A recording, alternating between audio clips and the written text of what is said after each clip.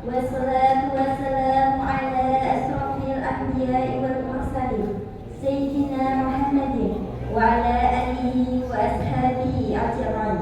Rabbi shrah li sadri wa yassir li amri wahlul 'uqdatam min lisani yafqahu qawli. Yang terhormat pimpinan Divisi Islahul Makhraj Mataram Ustaz Ahmad Ali Hasanuddin. Yang terhormat Ustaz Ahzanul Rahman, Direktur Pesantren Mutiara Quran Putri Praja Mataram. Yang kami hormati para guru dan staf Divisi Islahul Makhraj Mataram. Dan yang kami hormati para wali santri Divisi Islahul Makhraj Mataram. Pertama-tama, marilah kita panjatkan puji syukur kehadirat Allah Subhanahu wa Ta'ala. Atas berkat rahmatnya kita bisa berkumpul pada kajian rutin Islahul Makhraj Mataram dalam keadaan sehat walafiat tanpa halangan suatu COVID. Salawat dan salam kita haturkan kepada junjungan besar kita Nabi Muhammad SAW. Semoga kita mendapatkan syafaatnya di yaumul akhir. Amin ya rabbal alamin. Saya selaku pembawa acara, izinkanlah saya membacakan susunan acara pada hari ini. Acara yang pertama yaitu pembukaan. Yang kedua, tasmih Quran oleh Ananda Kasila Nadira Putri. Yang ketiga, sambutan pimpinan Divisi Islahul Makhraj Mataram. Yang keempat, materi inti. Yang kelima, lain-lain. Dan yang terakhir, penutup. Untuk memulai acara pada sore hari ini, marilah kita memulainya dengan membaca basmalah bersama-sama. Bismillahirrahmanirrahim. Acara selanjutnya yaitu tasmih Quran oleh Ananda Rasyila Nadila Putri. Oleh Ananda Rasyila dipersilakan.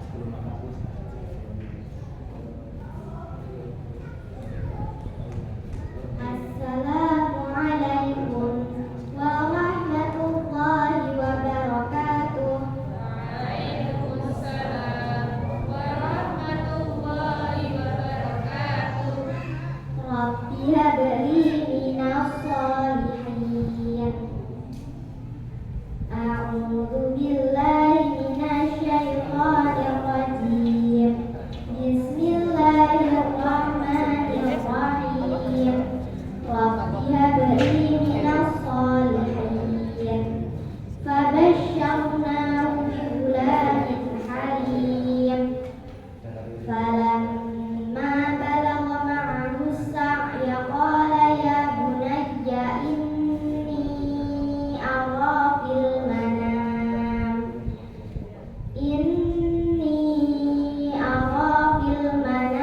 anni asbahuka fanzur madza tara. Qala ya abati if'al ma tu'mar satajiduni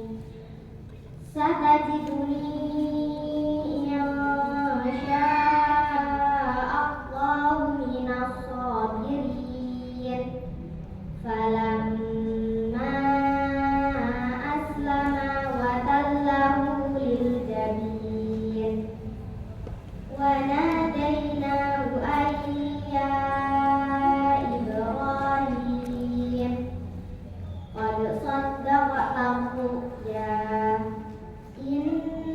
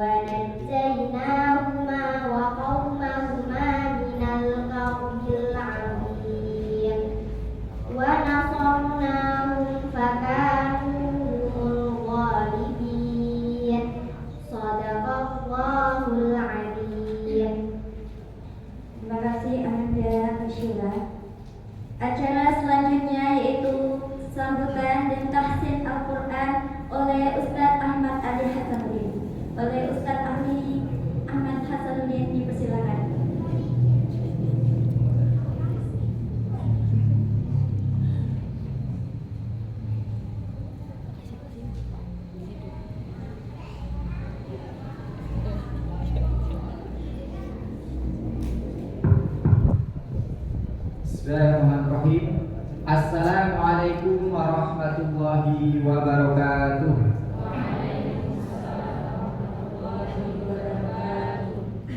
Alhamdulillahi rabbil alamin.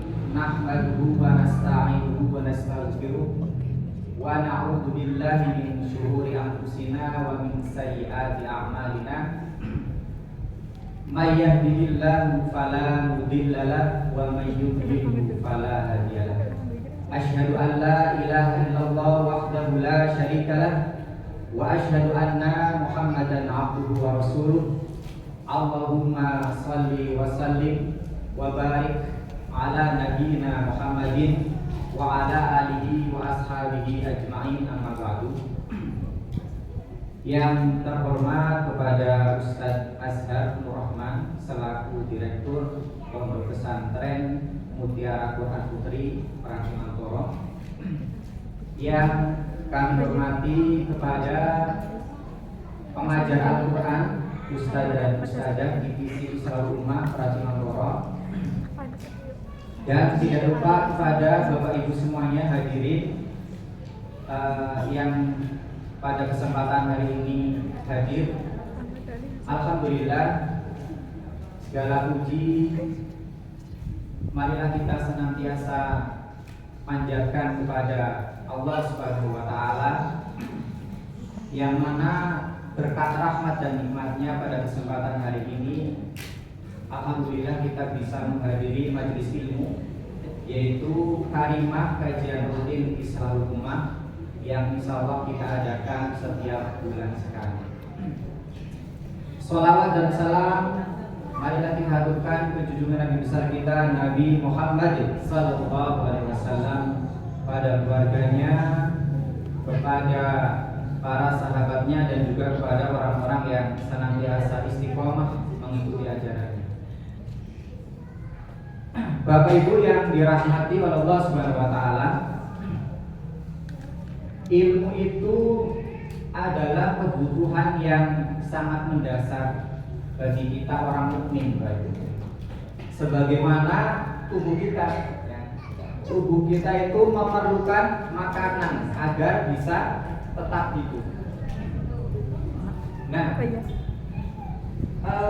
hati kita dan juga iman kita itu juga membutuhkan ilmu. Agar apa?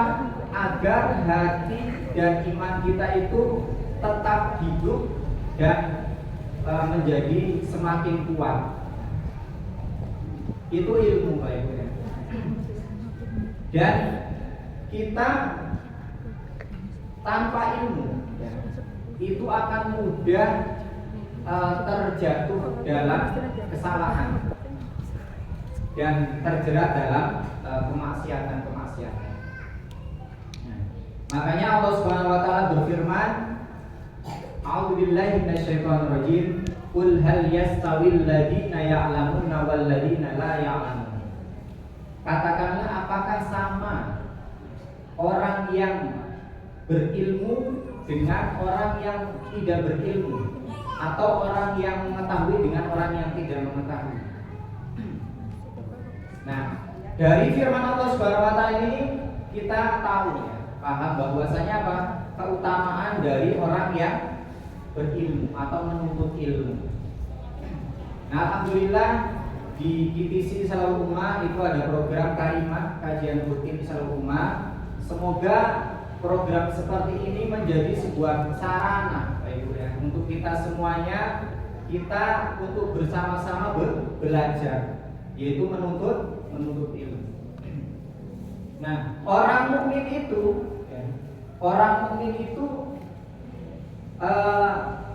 tidak akan bisa beribadah dengan baik, tidak bisa beribadah dengan benar tanpa adanya ilmu. Jadi bagaimana caranya kita bisa melaksanakan sholat dengan benar, bagaimana caranya wudhu dengan benar, bagaimana kita sebagai seorang tua atau menjadi orang tua, bagaimana caranya kita itu mendidik putra-putri kita. Bagaimana caranya kita itu berakhlak yang baik. Itu semuanya apa? Membutuhkan ilmu. Maka ilmu itu adalah bukan suatu pilihan lagi, tetapi apa? Sebuah kebutuhan yang wajib untuk dipenuhi, Pak Ibu. Yang wajib untuk dipenuhi. Maka Bapak Ibu yang dirahmati oleh Allah Subhanahu wa taala, mari kita rutinkan dalam acara karimah seperti ini untuk apa? Untuk bisa hadir. Karena apa? Kita itu secara pribadi membutuhkan ilmu. Gitu. Bapak Ibu yang dirahmati oleh Allah Subhanahu wa taala, nanti insya Allah kita hari ini akan belajar bersama-sama ya. Kaitannya apa? Kebutuhan kita sebagai orang tua gitu ya. Bagaimana kita itu mendidik putra-putri kita itu dengan apa? Dengan keteladanan. Sebagaimana tema yang nanti akan disampaikan oleh pembicara yaitu Ustadz Azhar nanti insyaallah. Nah, Bapak Ibu yang dirahmati Allah Subhanahu wa taala, sebelum kita mulai ya, mari kita bersama-sama membaca Al-Qur'an ya. Kita kemarin surat An-Nas, Al-Falaq dan Al-Ikhlas ya. Al-Ikhlas dulu. Oh iya, baru sampai Al-Falaq ya. Iya. Oh iya. Baik, kita baca bersama-sama dari An-Nas ya. Dari Ta'awud bersama-sama. A'udzu billahi minasy syaithanir rajim. Bismillahirrahmanirrahim. Qul a'udzu birabbin nas, malikin nas, ilahin nas, min syarril waswasil khannas, alladzi yuwaswisu fi sudurin nas, minal jinnati wan nas. Al-Falaq bersama-sama. Bismillahirrahmanirrahim. Qul a'udzu birabbil falaq, min syarri ma khalaq, wa min syarri ghasiqin idza waqab, wa min syarrin naffatsati fil 'uqad, wa min syarri hasidin idza hasad. Baik, sekarang Al-Ikhlas ditirukan nih. Bismillahirrahmanirrahim. Bersama-sama. Bismillahirrahmanirrahim. Qul huwallahu ahad. Qul huwallahu ahad. Baik, mohon maaf Bapak Ibu ya. Ketika mengucapkan lafaz Allah, maksudnya lam ya, ke lam ya. Jadi qul huwallahu, tidak ke wawu ya. Qul huwallahu. Nah, jadi tidak mencucu ya. Saya ulangi lagi nih. Qul huwallahu ahad. Qul huwallahu ahad. Allahus samad. Allahus samad. Nah, ketika shad juga sama, tidak boleh mencucu. Allahus. Nah, tidak mencucu ya. Allahus samad. Allahus samad. Lam yalid wa lam yulad. Lam yalid wa lam yulad. Lam yalid wa lam yulad. Lam yalid wa lam yulad. Wa lam yakul lahu kufuwan ahad. Wa lam yakul lahu kufuwan ahad. Langsung masuk ke lam.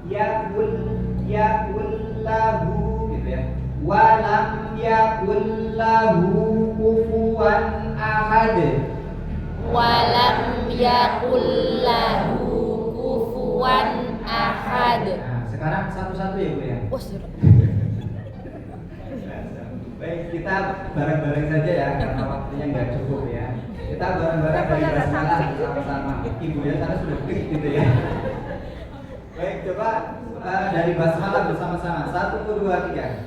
Bismillahirrahmanirrahim. Baik, temponya satu aja benar. Bismillahirrahmanirrahim. Sama-sama. Bismillahirrahmanirrahim. Qul huwallahu ahad. Allahus samad. Lam yalid wa lam yulad wa lam yakul lahu kufuwan ahad. Alhamdulillah. Nah, nanti silakan Ibu nanti dipraktekkan di rumah ya, dibaca-baca terus ya, terutama yang sudah dibacakan tadi. Baik, insya Allah cukup ya. Tentu kita sudah tidak sabar nanti mendengarkan bersama-sama dari penyampaian dari Ustaz Azhar ya. Baik, kita cukupkan. Saya akhiri. Wassalamualaikum warahmatullahi wabarakatuh. Waalaikumsalam warahmatullahi wabarakatuh. Terima kasih Ustaz atas sambutan yang diberikan. Acara selanjutnya yaitu materi inti yang akan disampaikan oleh Ustaz Azhar Rahman dengan tema mendidik dengan keteladanan. Oleh Ustaz Azhar Rahman, dipersilakan.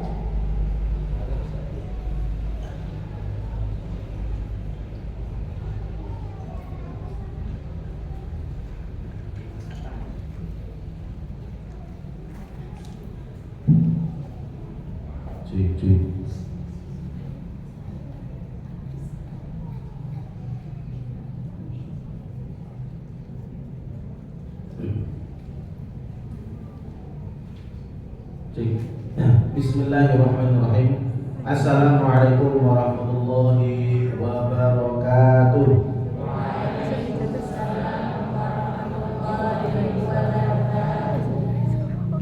Alhamdulillah wa kafa wa salamun ala nabiyyina Mustafa wa ma yantiqu 'anil hawa in huwa illa wahyun yuha. Asyhadu an la ilaha illallah wa asyhadu anna Muhammadan 'abduhu wa rasuluh la nabiyya wa la rasula ba'dah. Allahumma shalli wa sallim ala sayyidina Muhammad wa ala ali Muhammad. Rabbi shrah li sadri wa yassir li amri wa hlul 'uqdatam min lisani yafqahu qawli.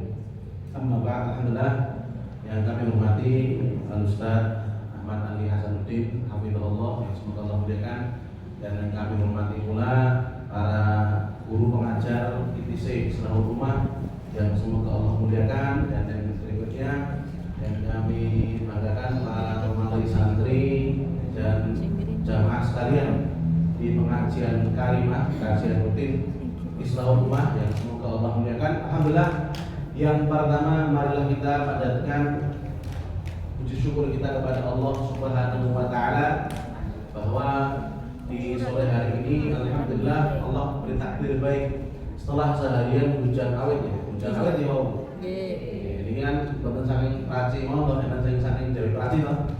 Roto ya Jawa. Kayak jam mau hujan alhamdulillah sonten mau menjelang asar Allah paling terang. Pramila niki takdir baik ya. Berarti takdir baik untuk kula panjenengan sami kita semua hadir rawuh di majelis ilmu yang merupakan majelis yang Allah muliakan.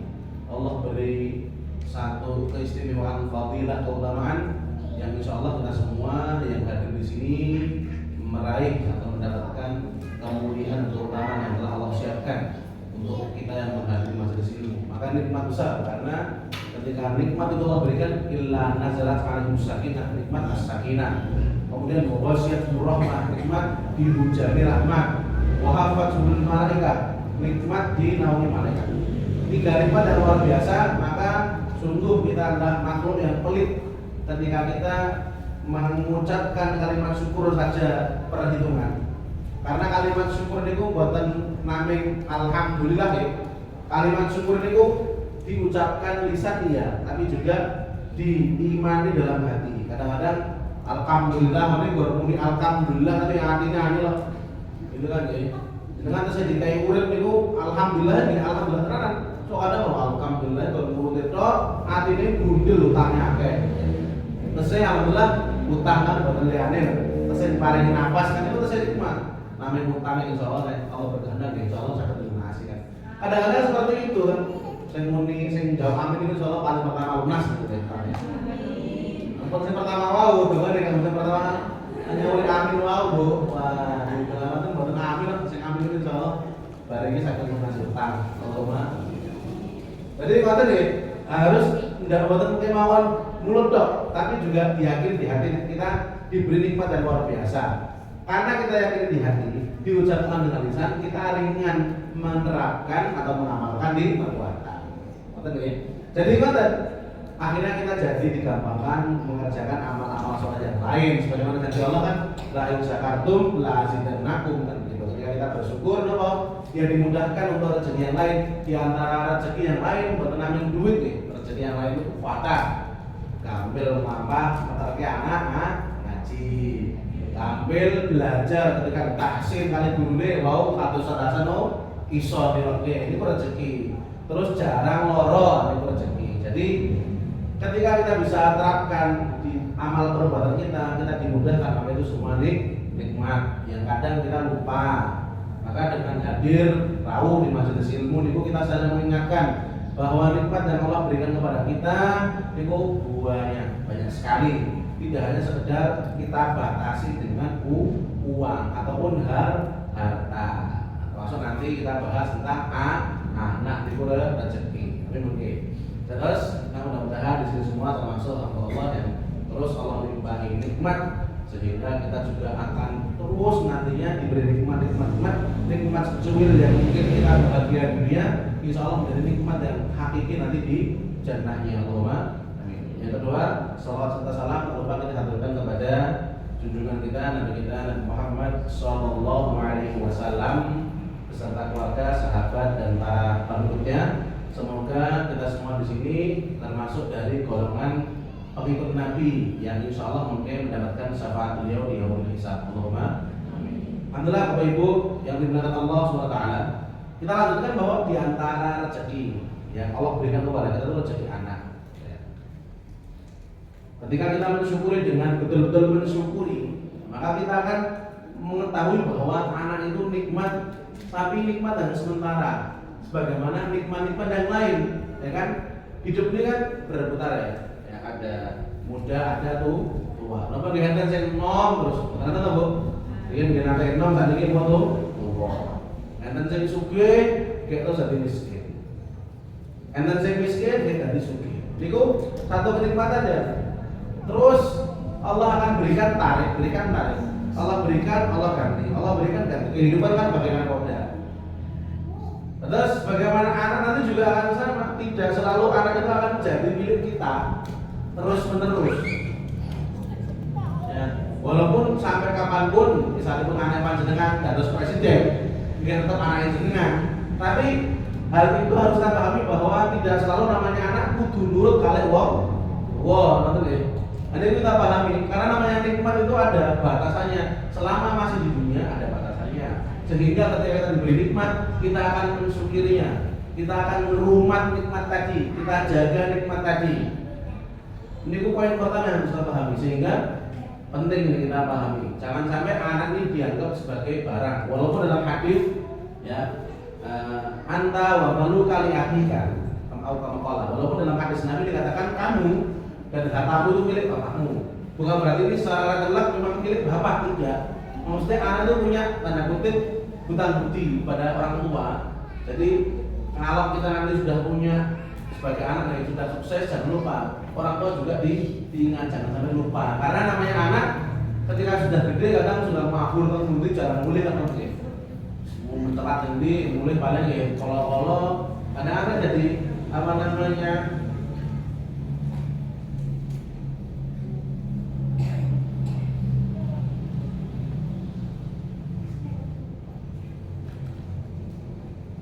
Ya. Jadi di WA media, jadi iklan saya baca ini. Jadi akhirnya kita merasa terus memiliki, merasa terus seperti terbebani dengan anak. Padahal tadi namanya nikmat itu berarti titipan. Selama dunia berarti itu titipan. Bisa jadi meninggal Allah ambil kembali, ataupun anak ini harus pergi meninggalkan kita untuk mengerjakan sesuatu. Terlebih lagi pergi meninggalkan kita untuk mendakwahkan atau untuk mensiarkan Islam. Wah, itu yang paling berat. Tapi kalau kita paham tentang nikmat, maka kita akan sejak sekarang tahu bahwa anak kita tidak mungkin akan selalu bersama kita. Makanya yang akan selalu bersama kita itu adalah amal soleh kita. Dengan amal soleh kita. Ada itu mulai tanggal kalian ibu-ibu itu lucu. Bu, ini bu, kalau tanggal ini bu, pilih anak atau bojo? Pilih anak atau bojo? Anak mesti loh. Jawaban ibu-ibu di seluruh muka bumi itu anak. Padahal tidak semua anak akan menemani sampai mati. Tapi nek bojo kok nganyeli Ustaz. Namanya laki-laki memang ngoten Bu. Santai ngomong dengan anak Bu. Jeneng lanang ngoten niku. Nek seperti yang didengar kalau lanang ora peka, berarti berbahagialah, itulah laki-laki. Makanya diajari Bu ben peka. Ngoten. Nek kula matur ngomong marang bojoku. Mah, pokoknya kalau dahului kanan dua, ngomong baik. Karena setting Anda adalah laki-laki sejati, orang peka. Dan di kode-kode udah jadi loh.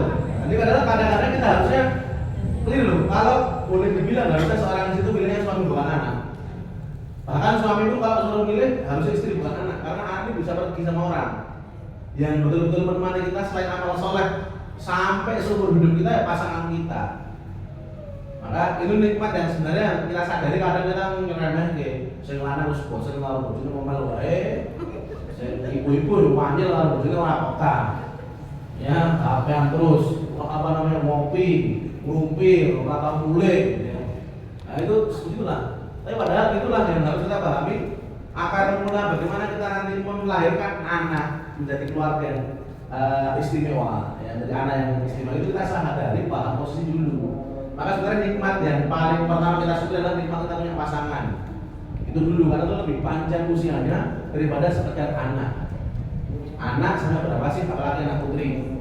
Sampai umur pinten toh bakal sama kita terus anak putri kita. Maka paling banter ketika 23, 22, 25 itu pun tumut garwane ikut suaminya gitu nih. Ikut suaminya sudah selesai. Maka disitulah ujian sebagai orang tua nantinya. Maka kalau kita paham bahwa itu nikmat akan nantinya sampai pada titik adanya tadi diambil sama Allah, baik nanti anak kita ikut pasangannya, terutama perempuan ikut suaminya, atau anak laki-laki nggak mungkin dikengkeng di rumah. Kalau ada Jawa kan anak lanang terakhir itu ya kadang kalau rumah itu sebenarnya ya satu sisi baik, satu sisi nggak baik. Anak laki-laki kalau dikengkeng itu kadang malah nggak bisa luasa. Nah, konflik sosial di kita kadang-kadang perlu dicek dulu nih. Tidak semua adat yang ada di kita itu buruk. Tidak semua adat pula itu pasti harus dituruti. Yang enggak semua loh anak suruh di rumah kudurin kene, rumah apa istilahnya tempat warisan rumah itu. Apa tuh istilah Jawa? Ini anak lanang kok ono pengen apa anak wedok terakhir bae kudu tinggal di rumah ono kok warisane omah. Itu apa istilahnya? Prabon. Nah, itu entah laki-laki atau perempuan sama kan itu kadang-kadang itu adat dan satu sisi mungkin baik bisa biruloyin tapi kudu ning omah kono. Rumah kono. Berarti ini kurang paham hakikat namanya nikmat dan itu akan dicabut. Memang berat Bu, kita harus rumah tenan. Omongnya itu, anak saya 5 4 perempuan. Itu akan banyak menghadapi di Cipo uang kan gitu ya. Di situ mana ya, tengah ini. Karena tapi itulah ujian orang tua. Kita rumah tenanan, akhirnya nanti dijadikan milik orang kan gitu ya. Apalagi anak perempuan.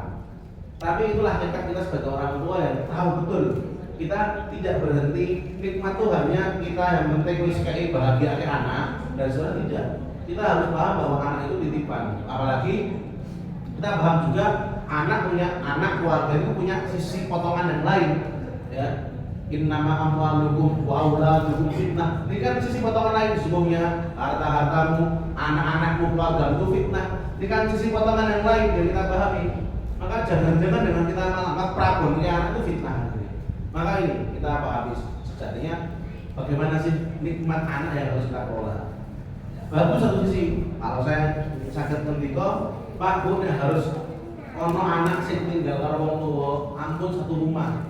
Kalau Mbak saat pelataran itu lebih baik. Karena itu akan banyak masalah yang akhirnya berefek pada bagaimana kita tidak bisa atau sulit mendidik dengan keteladanan. Itu penting. Kita kadang orang tua juga ego maunya anak yang gini ngajarnya aku. Padahal ya ini berat. Karena saya mungkin anak saya mendidik mungkin baru pas 10 tahun kan, kelas 5 SD, kelas 4 SD.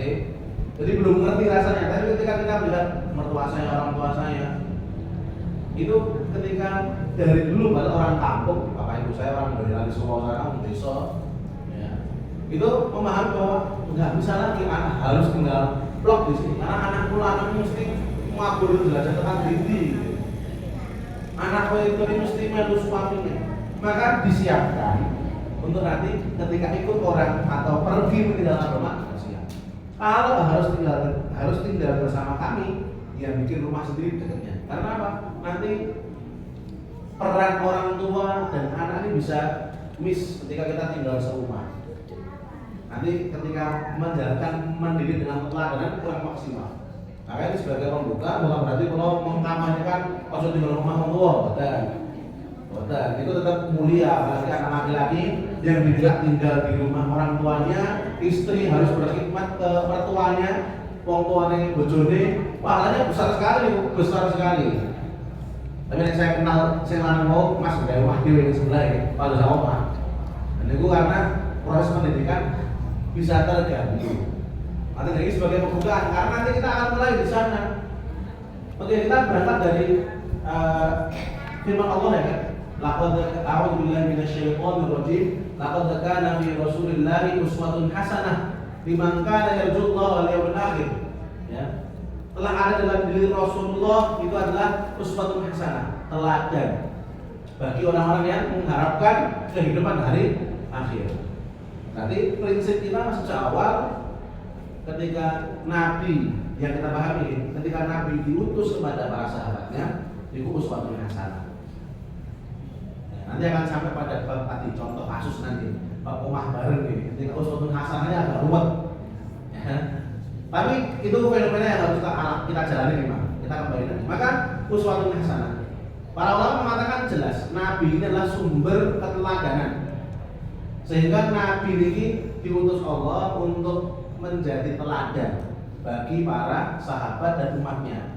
Maka Rasulullah prinsip yang dibawa ketika mengajarkan, mendidik keluarganya, sahabat-sahabatnya dan umatnya itu adalah dengan keteladanan. Ini prinsip pokok. Maka ketika saya tanya ke Ustaz Hasan, ini materi parenting, bebas Ustaz, yang penting tentang parenting kan oke, dengan paling sederhana aja. Kita bahas pokok dasar parenting sebagaimana Nabi mendidik keluarganya dan sahabatnya ya keteladanan. Berangkat dari firman Allah tadi. Maka dari sini kita akan melihat nantinya bahwa prinsip yang diajarkan Nabi ketika awal Islam Allah turunkan, maka Nabi ini tidak serta-merta langsung dari Nabi ngejak-ngejak buatan kan. Ada proses dari sebelum menjadi Nabi yang semua mencerminkan perilaku baik yang bisa diteladani. Apakah ada cacat dari Nabi? Tidak ada. Dari mulai Nabi cepat lahir, punya keistimewaan yang luar biasa. Allah jaga para teman-teman sahabatnya saat itu betul-betul memuji Nabi, bahkan menjuluki Al-Amin, orang yang amanah, yang akhlaknya mulia, sempurna Nabi disiapkan. Kemudian jadi Nabi. Maka perangkat kebaikan untuk ditiru sudah cukup. Sudah Allah siapkan 40 tahun ya, untuk mencetak sosok yang siap mentarbiyah, siap mengkader sahabat, mendidik keluarga, menjadi role model yang istimewa. Allah siapkan 40 tahun. Terlebih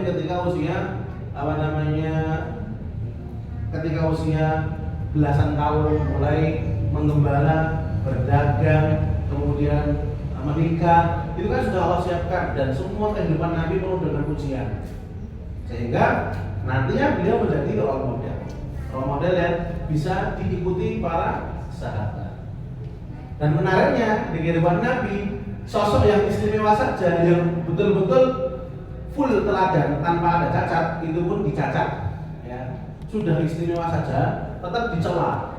Tapi yang nyela bingung, yang mencela orang-orang kafir Quraisy saat itu kan bingung. Apa kurangnya Nabi Muhammad yang tidak ada? Maka sampai rapat memutuskan Nabi ini, itu ngapain kabeh kan gitu ya. Sosoknya bagus semua, harap dicela orang mungkin khianat tidak ada, bahkan sampai menjelang hijrah aja Nabi masih diri barang saking paling aman itu nitip duit dan harta itu semua Nabi. Maka ibarat kata zaman dulu bagunya orang Quraisy itu Nabi Muhammad SAW.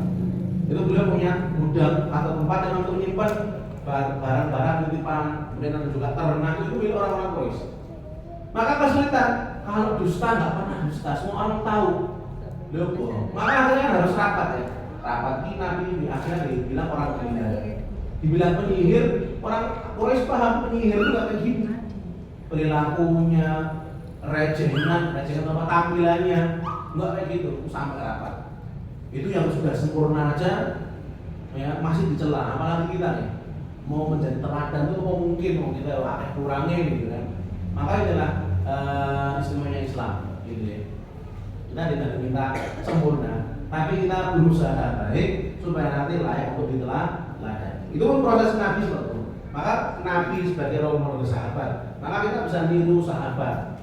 Kalau niru Nabi iya rujukannya, tapi kesempurnaannya Nabi tidak mungkin tidak sempurna. Tapi ada sahabat-sahabat, sahabiah yang mereka sama kayak kita, Pak Bu, Pohon ya, sahabat itu sama kayak kita, ada kurangnya, ada lebihnya di bidang apa? Bedanya mereka radhiyallahu anhum wa radu'an, mereka sudah diridhoi dan mereka Allah meridhoi mereka dan mereka ridho kepada Allah. Bedanya itu mawon karena hidup dipimpin langsung Nabi Muhammad sallallahu alaihi wasallam. Maka Nabi ini paling tidak dalam mendidik sahabat menerapkan sistem teladan tadi berangkat dari laqad kana fi Rasulillah uswatun hasanah. Maka kalau tidak kita bisa menyimpulkan cara mendidik Nabi itu dengan 3 fase.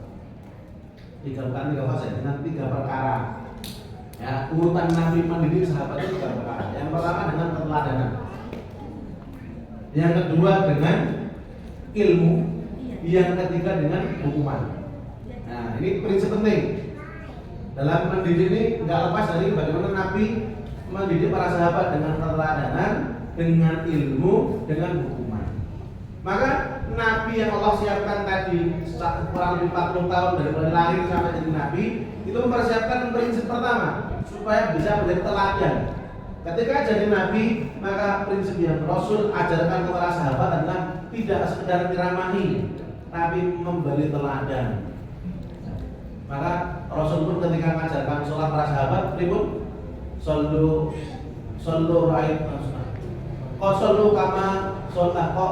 kama ra'aitumuni usolli. Sallu kama ra'aitumuni usolli. Sholatlah kalian sebagaimana kalian melihat aku caranya sholat. Jadi bukan cara main, sholat tuh, mantap, ini, enggak. Sholatlah sebagaimana aku sholat. Yes, para sahabat ikut sholat, melihat, mengamati sholat. Kemudian Rasulullah mengajarkan wudu dengan cara dengan memberi diajarkan. Karena Rasulullah mendapatkan tata cara wudu dari malaikat Jibril. Malaikat Jibril ketika turun membawa wahyu mengajarkan cara wudu dengan apa? Dicontohkan dengan teladan wudu ini. Maka Nabi juga sama mengajarkan kepada sahabat juga sama. Kemudian bagaimana Rasulullah berperilaku, bagaimana bertutur kata. Ini kan bukan ceramah sahabat, ini ngomong kayak ini loh. Oleh ini kan enggak. Kami Rasul bertutur kata dengan para sahabat dengan lemah lembut. Kapan beliau lemah lembut, kapan beliau tertawa, kapan beliau marah, ini semua adalah qudwah. Ya. Maka dakwatu bil hal, ya, aham minal lisan. Dakwah dengan perbuatan itu lebih penting daripada dengan omongan. Maka Nabi ini basisnya adalah qudwah, memberi teladan, berjihad terdepan, berinfak paling banyak. Bahkan para sahabat mengatakan Nabi itu berinfak seperti angin.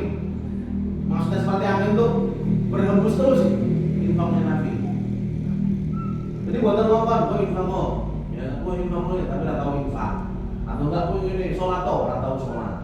Nah ini maka kembali tadi ke keprakon tadi ya. Kebanyakan kesulitan orang tua ini tidak berbicara terus berarti orang tua kita ini lebih menangan tidak orang tua tidak, tapi kebanyakan penghalang pendidikan kita tuh membahayakan anak. Ya kita ngajari di rumah bar maghrib awalnya nonton HP, nggak boleh nonton TV, kita ngaji semua. Di rumah kita berhasil, mulai yang baik, berhasil betul bu? Sakit, masya Allah, sakit bu. Oh jangan-jangan rumah kita ya betul sakit atau main baik gitu ya, anaknya baik malah. Kebanyakan begitu. Ya, keteladanan kita gagal itu malah karena orang tua kita. Ya kan?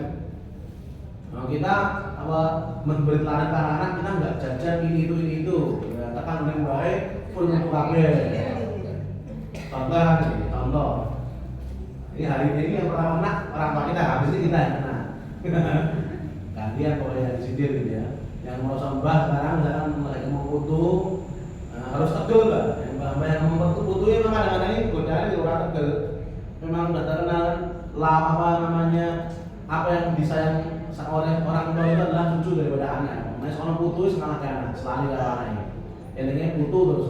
Nek ngakon mulai, Pak Bu. Nek ngakon mulai sih dikon mulai anaknya. Tapi bareng anak itu kan sih digelar anak yang putu nih. Memang mulai lumayan ini kangen putu. Le, kapan bere? Yang ini kangen Bu, putu. Semua tuh Bu. Saya sebelah kan saya tinggal mertua satu ya. Jadi semua ajudan sebulan sekali pulang. Kangen putu itu. Nah, padahal putu ini banyak gitu ya. Dari saya 5. Kakak saya nomor 1, 5. Kemudian nomor 2, 1, nomor 3, 1, nomor 4, 5. Cucunya orang tua apa mertua saya itu banyak, berarti 20 ya. Jadi 20. Jadi itu kemudian kangen putu terus, padahal orang dulu cek kangen oleh itu. Dan dari sebulan dulu ya sebenarnya bebas, terus toh pakai HP, terus enggak. Nah ini kan fungsi teladan yang hilang. Kita kan sudah punya jam-jam kesepakatan dengan anak kita rusak, bubar. Maka makin tangan itu seperti itu. Maka tadi saya bilang memang idealnya walaupun sekarang beda rumah. Ini belum lagi dari sisi yang lain ya, pembiayaan loh. Nah, kita bongkar yang lain itu banyak lagi. Standar orang tua dengan kita tuh beda. Ada yang tipe nyuci piring di akhir, anak nyuci piring di awal. Ini mesti masalah apa bu? Orang yang senengnya langsung barang cuci. Orang yang tipe kok bengi dari semua susah. Masuk kayak orang nyuci tanggung itu bisa jadi masalah. Kamu malah ganti tema nanti, stop itu. Ganti tema. Jadi itu aja bisa jadi masalah. Mau perkara piring, ya kan? Karena masalahnya juga gitu, ramai dengan orang tua, mertua, biar nungguin bapak membayar piring. Simpel banget bukan dari sisi penting tarbiyah. Karena istri saya tentunya diakhirkan, buku bengi sisa dinake, kayak cucuk gitu. Orang tua saya langsung karena saya didiknya di rumah habis makan nyuci, dididik di rumah. Ketemu istri juga harus menyesuaikan. Maka di sini kembali lagi bagaimana keteladan itu adalah kita juga memahami ini loh faktor-faktor yang harus dimunculkan. Maka kita lihat prinsip keteladanan yang harus terjalani. Nabi itu nggak banyak ngomong dengan para sahabat. Ketika Nabi pada proses perjanjian Hudaybiyah, Nabi ini merasa sempat sakit hati. Ketika menjanjikan para sahabat, kita akan umroh tahun ini, tahun ke-5 Nabi Hijriah. Tapi ternyata sampai di Hudaybiyah dicegat sama utusan kafir Quraisy, melarang mereka masuk. Akhirnya membawa perjanjian yang disepakati kan begitu ya. Perjanjian yang disepakati ini ceritanya kalau singkat ya. Ketika disepakati intinya tahun itu nggak boleh masuk rombongan kaum muslimin, ditunda tahun depan. Ini untuk kita memahami bagaimana perasaan para sahabat. Ketika dikongkon Nabi tahalul nggak mau, mereka bukan berarti melawan Nabi, tapi mereka hanya sedih. Sedihnya apa? Sudah sejak tahun ke-11 kenabian mereka hijrah ke Madinah. Dari nanti mulai kampung, belum pernah pulang kampung. 11-12 ini kan hijrah. Proses awal hijrah ke Madinah pertama, belum pernah pulang kampung. Nabi menjanjikan setelah dari tahun 11 kenabian, 12 kenabian, tahun 1 Hijriah, ya, 1, 2, tambah 6, 8 tahun. Akhirnya Nabi menjanjikan isu mulai kampung. Wes 6 tahun tahun Bali, dijanjikan Nabi isu mulai kampung dalam bentuk umroh. sampai depan pintu gerbang Hudaybiyah itu paling tinggal melangkah berapa kilo itu nggak sampai, sudah di depan mata mereka sudah berihram rapi mau umroh, dicegat nggak boleh lebu. Rasanya nanti pripun, arep mudik ngerti pesawatnya batal karena hujan, pripun rasanya. Nek sing natanya merantau nggih, wis pengen mulai dan covid nih kok, wis dekat Bali, dicegat lockdown kan mulai meneh, nanti rasanya pripun Bu? Kecewa. Kok Jakarta, paling kampungku lockdown, ya kan? Mulai merantau, dia sekarang apa namanya desa ini Keraci, Tegal, on balik, walaupun sini tidak lah, mesti tetap boleh masuk di karantina. Tapi di beberapa tempat di desa saya, di Selo sana, itu suruh balik. Yang ngerantau suruh pulang. Wis tekan ngarep desa kan balik rasanya gitu. Wah anyel. Maka sahabat itu ketika dikengken Nabi, ayo tahalul kabeh. Orang sing gelem tahalul gundul, potong rambut. Pada umroh, karena kalau umroh itu sing nate umroh apa haji, selesai rukun penutupnya adalah tahalul kan, nyukur rambut. Sunnahnya laki-laki sebelum lontos. Ketika disuruh Nabi memerintahkan ayo tahalul, enggak ada yang mau tahalul sama sekali. Maka Nabi kan gergeten loh, ini tak kongkon juga, aku ngakon loh. Biasanya manut orang ada sebelum manut. Nabi rada sebel, pulanglah ke tendanya Ummu Salamah. Maka Ummu Salamah mengingatkan, wahai Nabi, buat ampun kesupen. Saran kula jangan lupa Nabi, saran kula ngeten. Maksudnya jangan lupa itu apa? Nabi itu kan biasa didik dengan keteladanan. Hari itu mungkin Nabi menyuruh, ya bukan karena nggak mau ngasih teladan, mungkin dia memerintahkan, tolong ya, tahalul semua, tapi tahalul gitu ya. Tapi ternyata Nabi dia nggak gerak, muter lagi di sana, ayo tahalul, nggak gerak kata, Abu Bakar, Umar semua belum tahalul itu. Maka ketika balik ke Ummu Salamah nyampaikan kanjeng Nabi, panjenengan itu kesupen, cobi dengan dasar menika sekarang keluar, kemudian bawa orang dan hewan ternakmu duduk cukur rambutmu sembelih hewanmu. Nah, Nabi itu saran Ummu Salamah keluar ke tengah-tengah kerumunan sahabat, bawa kambing ternaknya, membawa orang untuk dia duduk cukur rambut, cukur tahalul, disembelih kambingnya tanpa ngomong, semua langsung tahalul. Maka ini pelajaran penting tentang kedua, tentang keteladanan. Kadang-kadang kita lupa bahwa kita sukanya nyuruh, tapi kita orang ngakoni, jargoni, so ngujar tapi orang ngakoni. Padahal ini ancaman dari Allah SWT. Dengan kabur maqtan indallahi an taqulu ma la taf'alun. Ya, kabur maqtan, satu dosa, ancaman, ya, kemarahan dari Allah. Bagi siapa? Antaqulu ma la taf'alun, orang yang ngomong tapi nggak mau mengerjakan atau tidak atau belum mengerjakan. Maka ini sebagai evaluasi. Kadang-kadang kita minta anak kita sholat tepat waktu. Di sekolah harus diajari gurune, ya. Kon sholat jamaah yang masjid. Tapi tekan ngomongnya bingung anaknya. Nah kok bingung? Larane sing sholat yang ngomongnya, gitu loh. Orang bapaknya, orang mbaknya, orang buke, orang neneknya, ngapain ora sholat? Pripun itu? Kalau nanti dari guru saya cerita, jamaahnya beliau dulu di karangan Karampanan sana. Menceritakan begini, ada satu bapak-bapak kapan tuh datang ke rumah saya, dia curhat, bapak-bapak ini curhat, merasa tertampar hatinya. Tapi pun Pak, ngomong anak cerita saya, kok cerita anak itu saat satu sore itu pada TPA mulai, wah anaknya itu kelas 4 SD, 10 tahun berarti, sama tahun 10 tahun, mulai Pak, kok boleh? Aku loh Pak, mumet nih kepala aku, bingung aku. Mumet nih kepala aku, bingung aku. Bapaknya kaget, jadi ngopo lagi, bocah 10 tahun kok mumet, bingung kepalamu. Kira golek duit, kira golek apa-apa, arek mangan-mangan, arek dolan-dolan kok mumet ngopo. Tapi aku mumet tenan, bingung aku di kepala aku nih Pak. Bingung tenan. Tapi ya, nah ini loh, aku yang nek TPA, maka TPA, asar itu dioprak-oprak karo Pak Guru, karo Ustad, kon sholat asar sih. Pak asar jamaah, maka asar jamaah dan ngaji ya, itu dioprak-oprak. Neng sekolahan yang ngono duhur itu apa Pak Guru. Ustaz kan sholat duhur. Tapi aku saya bingung. Lah ngapa bingung ya bener tau oke. Cetet kon sholat iki bener, kon sholat bener, sholat duhur, asar bener. Lah kata saya bingung apa le? Lah bingung kalau sampai ya Pak, ora tau sholat. Nah, ngoten pripun sholat. Tapi ini masalah anaknya luar biasa jalan hidayah orang tua. Masih mau ngomong dengan cara yang unik tuh anaknya. pinter sekali anak yang cerdas.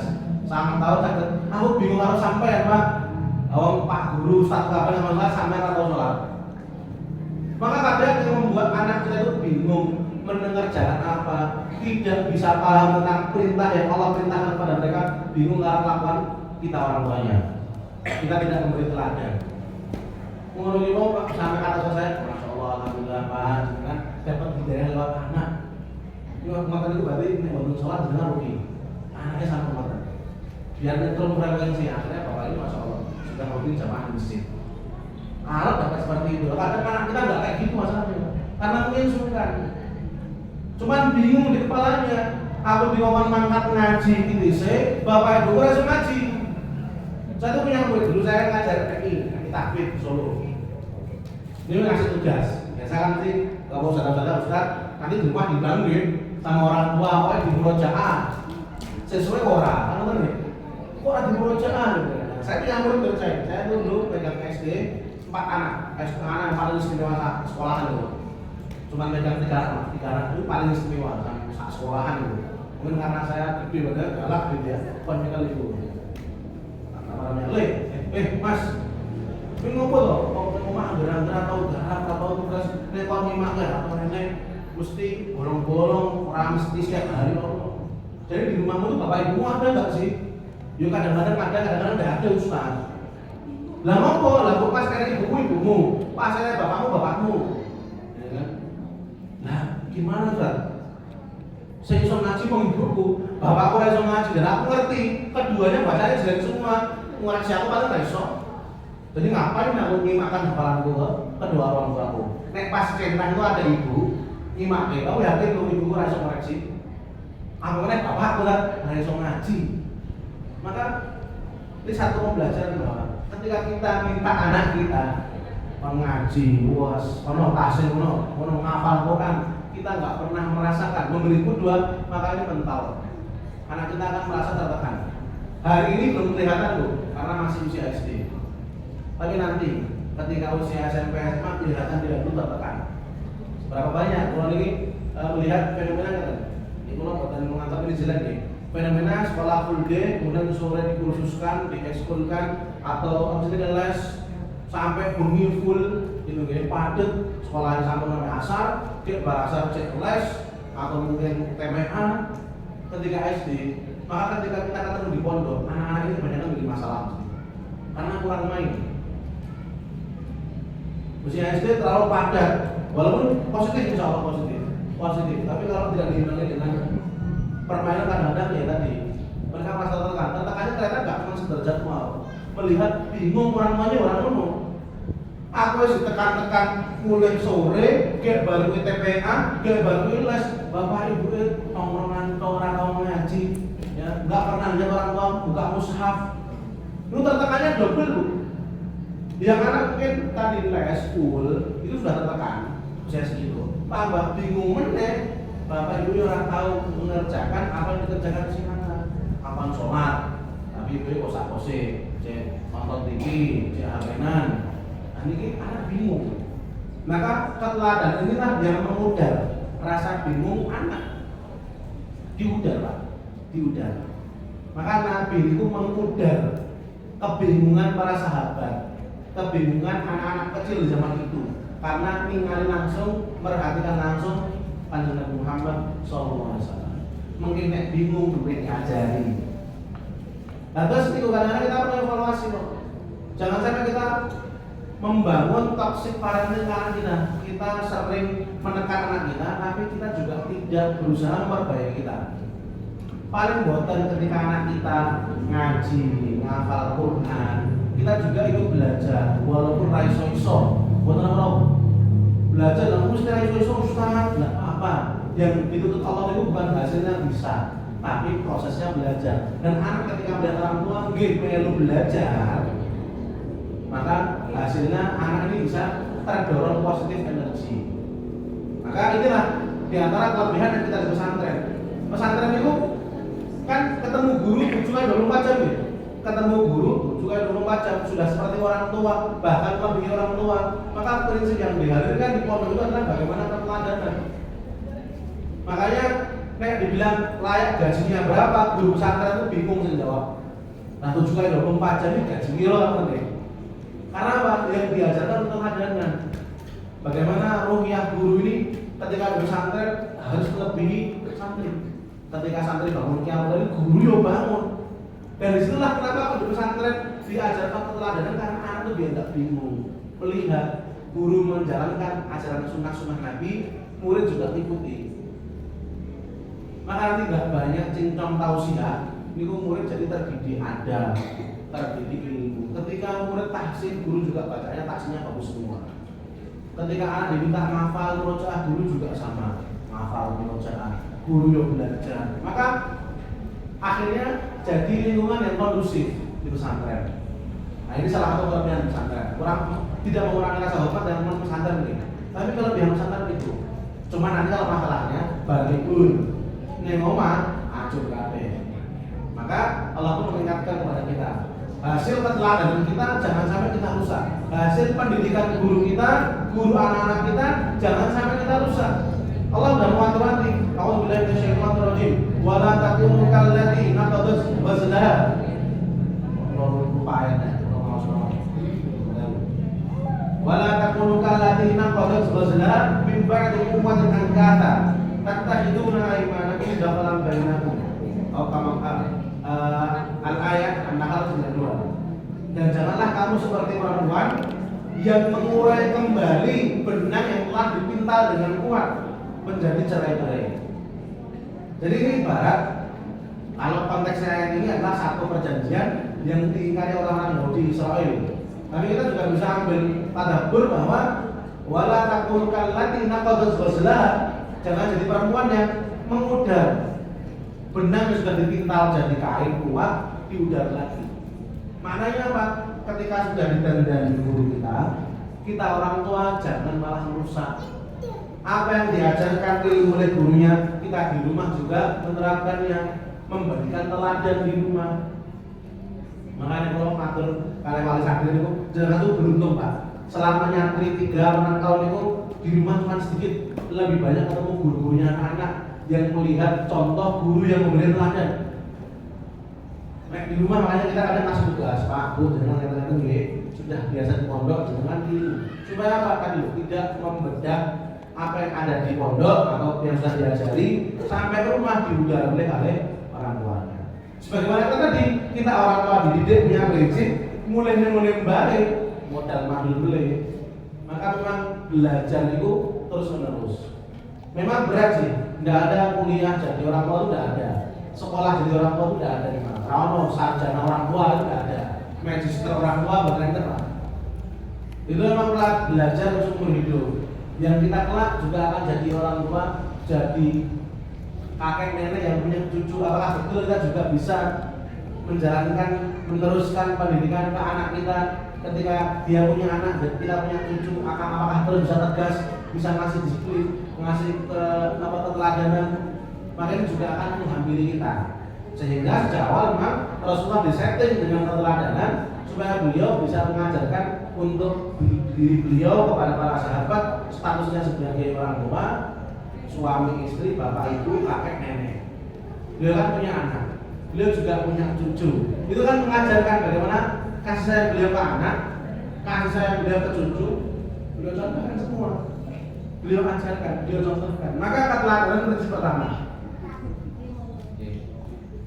Itu nek teladan itu sampai jam 5 rampung nih teladan jam 16.40. Jadi ini bab keteladanan. Karena tiada kesuksesan tanpa kedisiplinan dan tidak ada kedisiplinan tanpa keteladanan. Itu prinsip yang dibangun, yang harus kita bangun. Tidak mungkin kita jadi sukses. Islam tidak mungkin menang kalau nggak ada kedisiplinan. Kita juga sama, mendidik anak tidak mungkin berhasil kalau kita nggak disiplin. Dan tidak mungkin itu orang disiplin atau ada kelompok yang disiplin tanpa ada keteladanan. Ya kan kita minta anak datang rajin. Guru misalkan, ayo kita berangkat ke TTC jam 4 atau KB. Guru tetap telat memenuhi. Ini sesok muridnya telat KB. Ini kan problematika. Ketika guru semua rajin walaupun muridnya telat-telat, maka insya Allah guru yang disiplin selama sebulan aja besoknya ketika ada yang telat itu mesti banget sih, karena semua boleh tepat waktu. Maka keteladan itu sumber dari muara dari hulu dari apa namanya hilir ya, hulu apa itu ya? Sumbernya itu sumber dari keberhasilan apa yang kita kerjakan, keteladanan. Maka yang diajarkan Nabi pertama keteladanan, bukan ceramah ilmu. Dan alhamdulillah dengan keteladanan ini menghasilkan banyak kelompok sahabat yang mereka beriman, kemudian mereka totalitas dengan Islam lewat keteladanan, menghasilkan sahabat-sahabat yang istimewa. Tapi ternyata tidak semua anak, tidak semua orang dengan keteladanan bisa berhasil jadi baik. Maka ada prinsip pendidikan yang kedua, selain teladan, yang kedua dikasih ilmu. Nah, maka ini penting, kita memberi teladan, kita juga perlu mengilmui kita supaya kita bisa ngasih anak-anak kita ilmu nasihat. Karena fakidus syai'layuti, orang yang nggak punya nggak mungkin bisa ngasih. Maka Nabi itu sebelum menceramai sahabat ngasih dalil, maka beliau sudah mencontohkan. Karena paham beliau tidak semua sahabat saat itu dicontohkan dari nurut. Harus perlu ada yang diceramahi, dipahamkan ilmunya, dipahamkan keutamanya. Maka banyak hadis-hadis, nas-nas itu berupa keutamaan, ya kan? Khairukum man ta'allama al-Qur'an wa 'allamah. Sebaik-baik kalian adalah orang yang mempelajari dan mengajarkan ilmu. Itu kan nasihat tausiah berupa dikasih tahu keutamaan. Maka sahabat-sahabat yang di level belum cukup dengan diberi teladan, dikasih ceramah keutamaannya. Kilo, nek kowe ngene, hasilnya gini. Nek kamu ini kerja ini, akad ini, sabar loh, kok dikira kemenangan.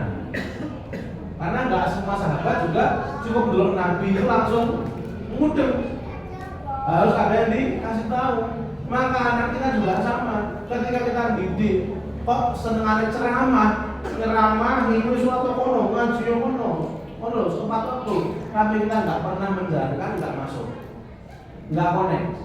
Tapi kita sudah nyontohkan, kok kita sudah teladan, kita sudah memberi teladan baik, kita yang belajar, kita yang tepat waktu, kita yang sholat. Kok anak kita mungkin masih belum bisa sesuai ekspektasi kita, maka masukkan prinsip kedua, diilmui. Waduh, nek wis sholat tepat waktu itu, misalkan takbiratul ihram bersama imam 40 hari 40 malam, maka engkau dapat 2 kebaikan, ya kan? Dijauhkan dari kemunafikan, gitu kan? Dijauhkan dari kemiskinan. Nah dari itu kan akhirnya semangat, oh iya, berarti oleh nek mau ngaji ini menjadi sebaik-baik kalian, sebaik-baik orang tuh yang senangannya ngajar tahu, belajar ngaji, belajar Quran. Oh mudah. Jadi kita sudah ngasih contoh pun masih kurang, harus ngasih ilmu. Nggak cukup Bu. Ya. Para sahabat Rasulullah pun juga begitu, nyeramai sahabat, dinasihati sahabat. Maka di kelompok ini mulailah akhirnya sahabat-sahabat yang sudah diberi teladan, kemudian diberi keutamaan, diilmui Nabi, maka mereka paham Islam seperti ini. Oh maunya Islam sampai sini. Sehingga teladan dan ilmu ini beriringan, berbarengan. Maka dalam mendidik juga sama. Kita beri teladan, kita ajarkan. Ojo langsung tidak-tidak diseneni, dihukum. Ya, jangan ampun Mbak. Hukuman itu cara mendidik Nabi paling akhir. Karena Nabi juga mengajarkan ketegasan dan kedisiplinan. Karena ada tipe anak, tipe sahabat kudu diancam rin, diwedeni, diseneni, dihukum Nabi nembe sadar. Maka ada juga tipe anak yang seperti itu. Sehingga sebelum kita ngomel-ngomeli anak kita, cek dulu diri kita. Ya, kan prinsip ketiga Nabi kan menghukum. Ada sahabat harus diancam, dihukum, nembe takut, nembe dia bisa beriman. Maka Islam juga mengajarkan dalam mendidik juga seperti itu. Tidak cuma kita contohkan. Contohkan toh ada anak yang tidak peka. Kita sholat masjid 4 waktu, atau ngajak anak ini. Gimana anak ngajak masjid? Bapaknya ada langsung ke masjid tapi dia ngajak anak ini. Ada anak itu orang peka. Maka kalau kita tahu anak kita seperti itu, maka kita ke masjid dulu, arabu, bapaknya bareng fit atau melaku. Itu kan prinsip teladan dan mengajari. Ya kalau dicontohkan dia sudah bapak ini sudah sering ke masjid plus ngajak anak oleh masjid jamaah. yang masjid jamaah ini pahalanya 27 kali lipat ketimbang yang rumah. Jadi kan ilmu berarti. Oh iya Pak, iya. Delok bapak yang masjid dikandani keutamaannya. Anak yang tipe ini insya Allah berangkat. Tapi orang anak yang tipe dedel, wes diajak jadi pulang dono ini. Ayo selesai, nah dono mah beli. Makanya seperti itu dan prinsip ketiga dikasih teguran hukuman. Dikasih ancaman aja sholat orang makan masjid tak kayak makan gue. Lalu mungkin anak yang petaka itu langsung dulu gitu, wah orang jajan ya, wes masjid gitu. Tapi nggak apa-apa berangkat masjid, asalkan bapak wes neng masjid, ibu ya sholat tepat waktu, wes ngandani neng masjid, sholat tepat waktu itu utamanya ini itu. Cek jalan umpan baru di pedasin dihukum. Ya. Mendidik dengan ancaman itu kadang di titik tertentu boleh bu, tidak ada larangan sekali mendidik dengan ancaman. Nyatanya kita pun dididik Nabi dengan kabar gembira dan ancaman. Apa yang membuat kita takut? Apa yang membuat kita nggak maksiat? Diancam sama Allah dan neraka yang tak opong. Ya. Apa yang membuat orang nggak berani nyuri? Potong tangan saat itu kan? Itu kan ancaman loh. Jadi nggak ada mendidik nggak boleh ngancam. Ada kalanya datang harus nakut-nakuti ketika fase didiknya sudah tadi tidak masih teladan, sudah ngandani, ya wis tegur wae seneng dihukum aja. Maka nanti kita akan terlebih dahulu. Insya Allah nggak semua anak kita berdidik nomor 3. Mungkin ada yang cukup dengan teladan, ada yang dengan teladan dan diajari makan. Tapi mesti di antara anak kita ono sing nomor 3 iku kudu di seneng. Anak saya juga ada 5 beda-beda. Siji sampai 4 yang udah punya kartu, yang nomor 5 kan masih bayi, masih tahun. Itu beda-beda karena ono sing cukup di apa ibu tangi, lek nduk, ayo tangi. Ono sing tangi kabeh sama kudu beret bungkel-bungkel gitu. Ayo nduk, kita begini begini jarang umpan, ya kan? Akhirnya dijunjung, diangkat ke kasur. Bahkan kadang dia ngamuk-ngamuk tak bawa metu tak salahin turun yang jauh. Nah, jangan turun yang jauh, tak junjung gitu kan. Mesti kan ini kita sekarang apa junjung, itu di mana itu ada 2. Junjung salahin jauh. Nah kan daripada ngomel-ngomel terus malah gemuk loh. Pandai lah Pak junjung. Nah, itu kan berarti prinsip yang ketiga. Bapak ibunya stangi sudah bangun sebelum subuh ke masjid bapaknya gitu. Ibunya udah siap-siap gitu kan. Masjid tunggu bae kan ini ratangi-tangi. Dikandani ratangi-tangi junjung aja. Biar diangkat kok anak tuh. Bahkan berangkat tuh angkat nangis jujur dengan lawak berekake untuk ini. Turun ini. Wis tangi kabeh. Ya. Kadang setelah itu udah tahu ketika bangun langsung paling bermolat-molat. Salah satu minum dulu kata gitu toh. Kasih minum, udah, kalau rasa mati kan, ayo bangun, udah. Nah apa lah, gimana kadang-kadang perlu digitukan. Kan bukan langsung di awal langsung begitu, sudah ada tahapan. Di kala tertentu kayak gitu. Maka ini ya, bagaimana kita membangun sebelum nomor 3. Jangan sampai kita balik-balik. Wis ngelisik, nunggu keras, tapi atau main teladan. Maka nggak jadi anak. Akhirnya menghasilkan toxic parenting.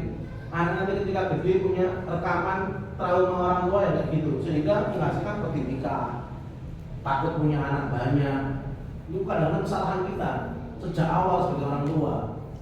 Atau mungkin hari ini kita juga takut punya anak banyak sebagai orang tua kita. Mungkin ada kesalahan orang tua kita tidak didik. Ya kan soal dulu awal bahasa saya kan 15 ya. Bahasa saya 15, 2 istri tadi. Itu ya 2 istri 15. Dari jalur ibu 7. Tapi di anak-anaknya semua berarti ke orang tua saya, ke Pak D, Ibu Le paling 3, 2, bahkan 1. Entah apa alasannya, tapi menurut saya ada yang kurang. Sisi tarbiyahnya zaman dahulu tidak memahamkan anak banyak itu biar newong biar kan paling nasihatnya akeh anak akeh rezeki. Kalau zaman sekarang kan memahami itu nggak mudah. Akeh anak akeh rezeki, nyatanya susah kabeh itu, ruwet boleh kan. Maka ada andil loh, kok ada akhirnya kita sebagai orang tua pun jadi takut punya anak banyak. Loro ae, 2 anak cukup, gitu ya. Ya kan? Tapi inilah ada andil bagaimana mungkin kita juga terbayang toksik dari parenting, toksik parenting. Ketika anak banyak kepopen, ya apalagi orang dulu kan usaha anak akeh, ya wis ngono ae. Mbok eling jeneng anake wae, alhamdulillah padahal terakhir kalau jeneng anake. Wong saya aja 5, kalau apa harus sebut kabeh ya absen 5 lahir 5, paling itu bahasanya 15 gitu ya, 2 istri.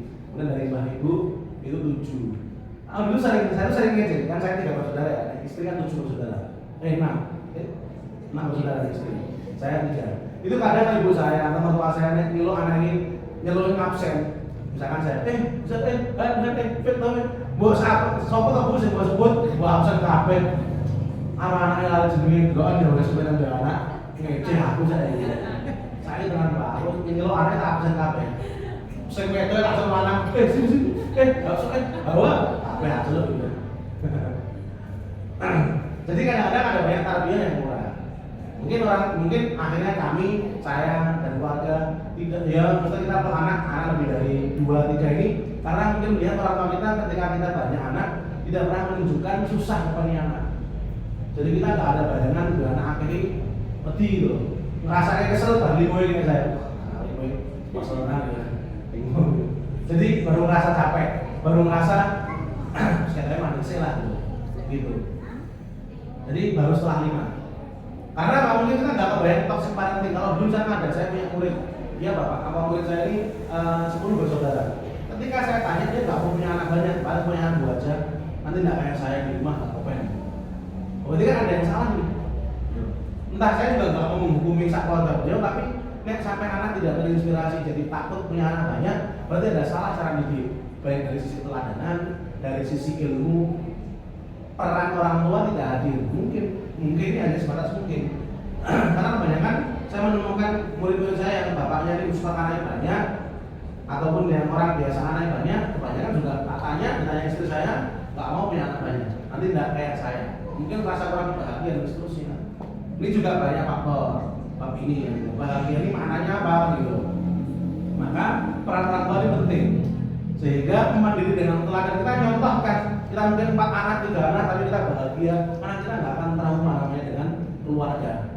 Karena banyak juga anak yang siji ogah nikah itu trauma, siji tapi sepuluh kali sekali bolak-balik, orang gabek, orang kotak ngopeni anak siji padahal. Jadi ini penting sekali kita pahami bahwa kita sebagai orang tua, prinsip keteladanan, kemudian kita ilmui, kemudian baru kita hukum. Ampun dibalik-balik hukum dulu, bilang musik, ratau kandani, ratau nyontoki. Maka ini penting, sehingga ini jadi PR kita bersama. Maka kita di pesantren kita bawa anak, kita brandingkan bagaimana guru itu ya jadi pendidik, pengasuh itu baru memberi teladan. Makanya capek ya, tapi pahalanya banyak. Tapi itulah orang tua memang seperti itu. Kita di pondok kita bilang ya kita sudah kita berkorban jadi orang tuanya mereka supaya mereka tidak punya toxic parenting. Mungkin orang tua di rumah belum bisa berhasil memberikan perannya, kita beri di pondok. Tapi kita ceramai juga, ketika pertemuan wali kita ceramai. Jangan di pasarnya pondok terus pasar pondok bombaan, nggak bisa gitu. Pak Sengaja juga bu orang tuanya. Nah kok pengen pindah kakao ya dari aku lah. Begitu di pasarnya pondok pindah ya naik pondok kan nggak mau jenengan. Karena kadang-kadang ternyata kita juga memang nggak siap jadi orang tua. Di antaranya untuk prinsip teladan saja kita juga belum siap. Padahal Nabi ini semuanya adalah sumber keteladanan dari ujung rambut sampai ujung kaki. Istri Nabi semuanya adalah sumber keteladanan dari cara berperilaku, semua dari ujung rambut sampai ujung kaki, semua atas ajaran Nabi dan mencontoh Nabi. Maka kita tidak pilih. Sahabat itu banyak modelnya, sahabiah itu banyak modelnya. Kita ngikuti Nabi susah, ngikuti sahabat. Kalau kita model sahabat yang suka belajar, sahabiah yang melayani suami dengan baik, sahabiah yang suka berjuang keluarga saja. Itu semua ada, tinggal ditiru saja. Karena mereka contoh yang sudah Allah siapkan sesuai dengan kita. Kita mau cenderung ke siapa? Boleh. Ya kan sahabat macam-macam kan, ada yang suka berjihad, jihad terus kepada Khalid bin Walid. Ada suka sahabat yang pedagang, Utsman, Abdurrahman, dagang dan seterusnya. Ada sahabat yang zuhud, pilih miskin, Abu Dzar Al-Ghifari, tak punya duit, Abu Ubaidah bin Jarrah. Nah, tinggal pilih sahabat yang mana mau kita contoh, yang mungkin cocok sama kita. Dan itu adalah mereka orang-orang yang menjadi langsung murid Nabi yang mendapatkan keteladanan dari Nabi. Maka ini penting bahwa kita orang tua kita perlu sekolah setiap saat. hari ini di usia pernikahan kita sekian tahun itu tetap harus kita upgrade apa yang perlu kita pelajari sebagai orang tua. Karena kan kita harus sepakat dulu ya, nikah ini kan atau jadi orang tua ini kan apa namanya ibadah yang paling panjang seumur hidup, gitu kan. Nek cuma mungkin kerja mau pensiun nih, pensiun jadi orang tua kan tidak ada. Walaupun sudah cerai pun tetap orang tua kepada anaknya, tetap orang tua. Walaupun sudah pisah, sudah punya keluarga baru, anak yang pernah dihasilkan itu tetap jadi anak, ya tetap orang tuanya. Maka nggak ada pensiunnya sampai kita mati. Maka begitu pula juga dengan belajar, tidak ada selesainya. Kita belajar dari orang tua sampai kita nanti Allah wafatkan. Maka mudah-mudahan apa yang saya sampaikan kita jadi pelajaran buat kita semua, evaluasi bahwa bukan berarti kami di sini yang lebih pintar jadi orang tua, masih banyak kurangnya, masih banyak salahnya dalam mendidik. Tapi paling tidak kita berupaya, kita berusaha menjadi orang tua yang memberikan keteladanan. Kalau insya Allah ketika kita memberi teladan, maka anak kita akan mudah diarahkan. Nek anaknya tidak jangan pengen anak hafal 30 juz, paling buatan jangan juga hafal 30 juz. Nek angel juz 30. Maupun nek angel 30 juz 30. Sama 30. Anak 30, bapak ibu kan 30. Itu insya Allah sama kodole. Aku yo hafal 30, tapi juz 30. Tapi tetap seneng. Alhamdulillah aku boleh dulu bapak ibu yang ngaji ngapal berapa dakul lali ya, kemudian murojaah lali punya ya begitulah. Tapi itu jadi apa bid'ah lingkungan yang anak itu melihat nggak bingung lagi loh. Orang bingung neng sekolah ngomong baleni neng itu saya neng apa rumah Quran suruh kowe ngomong ya neng kamu ngomong pada atau ngaji apa yang terus aku bingung ruwet di kepalanya. Maka mari kita udar keruwetan anak kita dengan kita memberi keteladanan. Maka kita sudah terima kurang sedikit kita cukupkan untuk kajian pada sore hari ini. Ini anda yang mau tanya jawab, yang bertanya silakan, yang tidak ada nggak usah nanya. Ada? Akhiri. Assalamualaikum warahmatullahi wabarakatuh. Terima kasih Ustaz atas materi yang telah diberikan. Acara selanjutnya yaitu lain-lainnya akan diisi dengan sesi tanya jawab. Semoga bunda yang ada pertanyaan.